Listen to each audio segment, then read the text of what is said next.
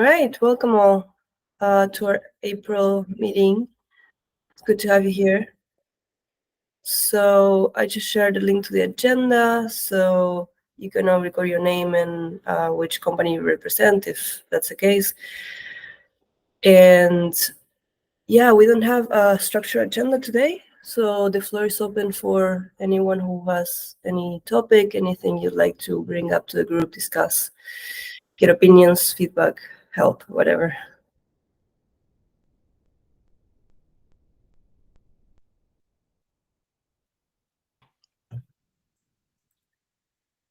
Oh, I saw the element. Sorry. Go ahead.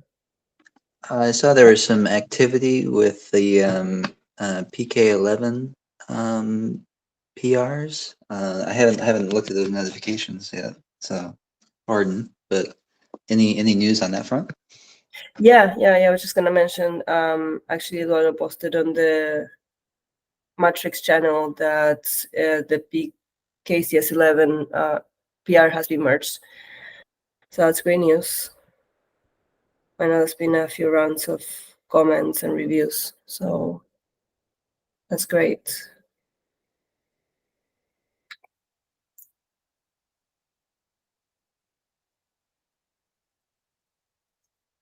Yeah, we've been discussing that in past meetings a few times. So that's good stuff.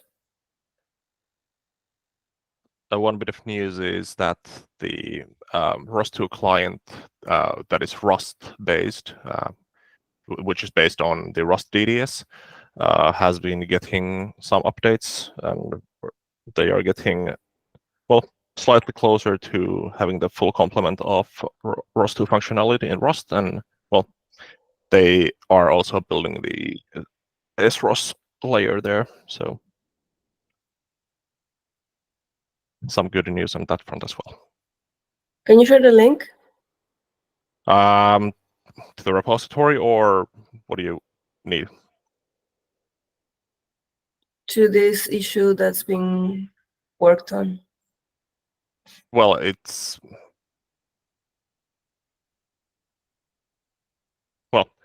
it's kind of lots of things in lots of places in the Rust sphere. So I can link the Rust DDS repo and the Rust2 client repo if you want.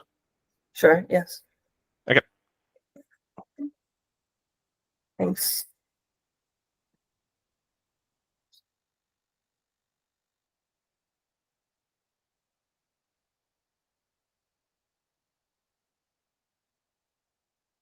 And are you all currently involved with any of these projects? Pushing an issue, a PR, something of the sort? Well, we are doing some development on top of the Rust version of this, and we are trying to drive the development, but it's not our project. That is, our client's project.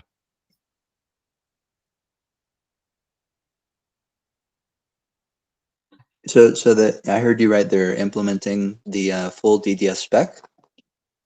As far as I know, yes. For security. All right. Sorry, I'm slow at getting the links. Okay, so here's the ROS2 client, and I think they link the Rust DDS in there as well, but I'll link that as well.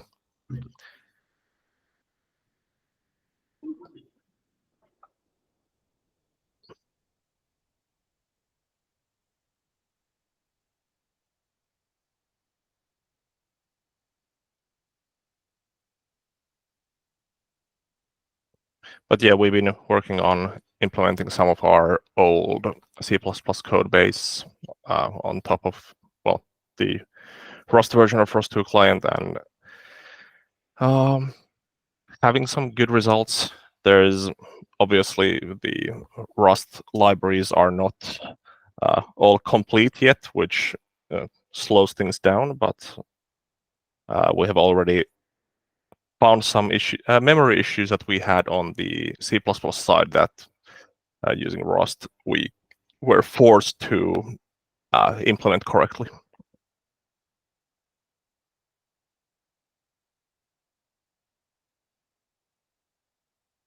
I was. Did you attend the Rust working group meeting yesterday? No, I did not. Mm. I wasn't aware we have one. Oh yeah, you should definitely join. So it's on the ROS discourse. I think the slug is, I forget the slug, but you'll find it. An interesting commentary that they had was some of their issues. So their approach, currently they're the maintainers of the ROS2 Rust client library. It's more like trying to stay true to the current ROS architecture, where instead of re-implementing the entire client library, they're linking to the underlying RCL, so then they can reuse the underlying RMWs. Yeah, so the usual way of doing that.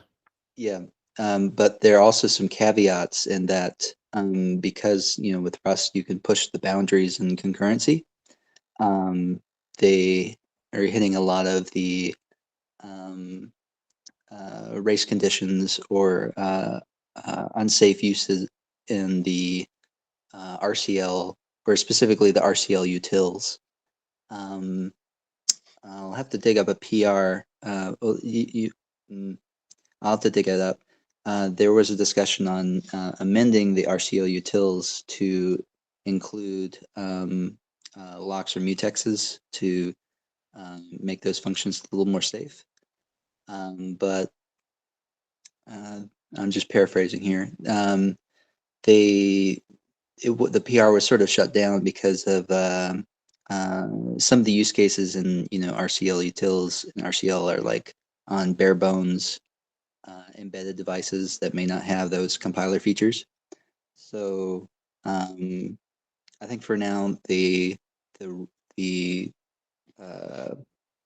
other Rust client is going to probably put guards, from the client library side on some of these unsafe things. But luckily, those are only for like I think initialization and instruction of nodes or the node interfaces. So it's not necessarily in the hot path.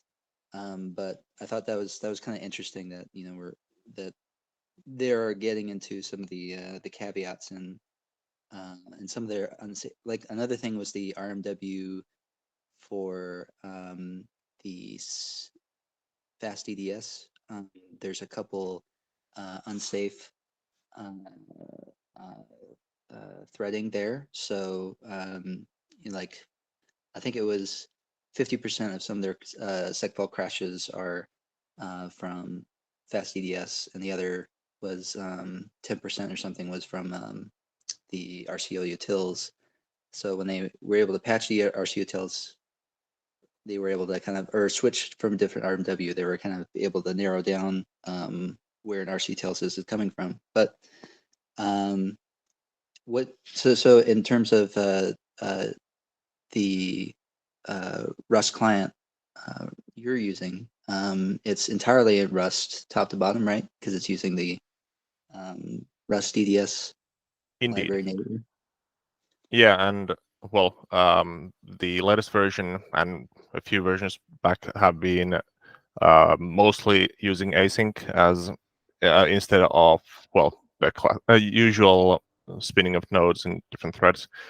But yeah, it's wholly Rust based, and well, we get the memory safety advantages of the language. Do you use any particular async library like Tokyo, or you can swap to It anyone? has, yeah, we can use anything. I think the examples have been using small, and small has thus far been good enough for us, but there are some things we've run into. Some of the libraries that we'd want to use have been designed on to use certain runtimes like Tokyo, and that kind of tends to lock us into a certain runtime. But the ROS2 client and ROS DDS themselves can use whatever, as far as I know. So because it's not using the RCL library, then functionality has to be replicated. What functionality are you currently bottleneck, or like has it implemented actions and services and Yes, whatever? actions and services, topics, and well, publishing and subscribing naturally have been implemented. I think the latest things that were implemented is the clock functionality of nodes as well as parameter settings. But there are some things still missing. For example, I think passing ROS2 parameters via command line or environment are not supported yet, which means That's that we can't use the launch functionality.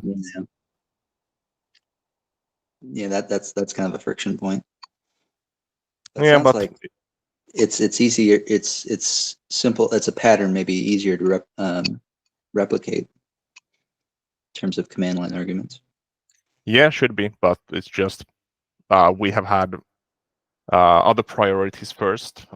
I have been trying to increase the usability of the client library so that it's easy to swap from Python or C++ to the Rust implementation. But obviously, when you have to use asyncs, it's going to have a certain threshold. Learning curve, that's the word I'm looking for. How is it managing the message files? That was sort of a big friction point in the story of the having an official ROS Rust client library, is upstreaming the IDL generation or the message file template generation. That I think is currently on the to-do list. I think currently we have to define the messages we need in each binary. Unless, well, I don't think we have a central repository, well, not repository, but a central place where we can import the message definitions from. So each node has its own messages defined in the source code.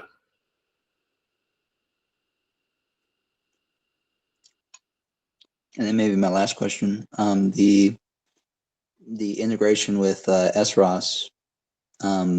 So the only bit there would be a parsing of similar key store arguments, and then loading the PEM files accordingly for the DDS layer. Is that's still waiting on, I guess, the Rust DDS. Well, I think they are currently,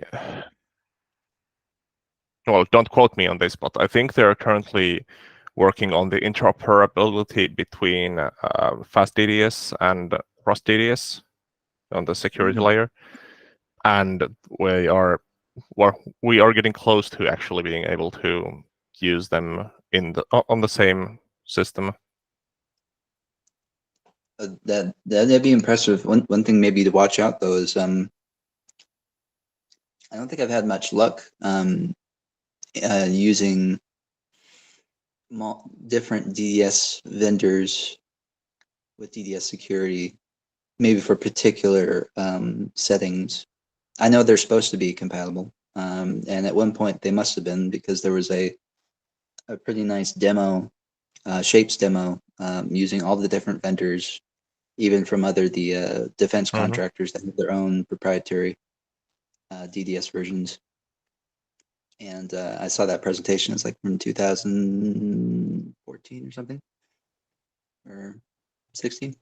But then since then, if I tried using RTI's Connects or FastDDS or Cyclone, I think I had a ticket on it, and I showed the entire matrix, and it was pretty sparse in terms of interoperability.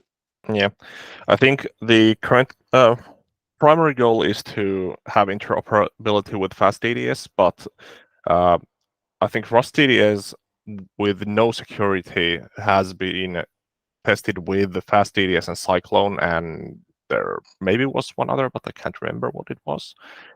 But with security, they are ensuring that we can work it with FastDDS seamlessly, because, well, that's what we have been using so far. Cool. That's great news. Thank you. Thank you for the thing.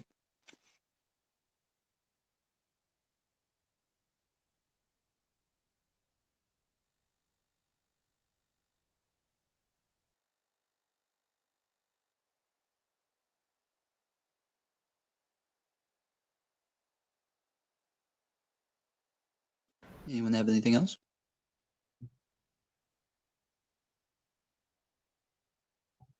Not on my side.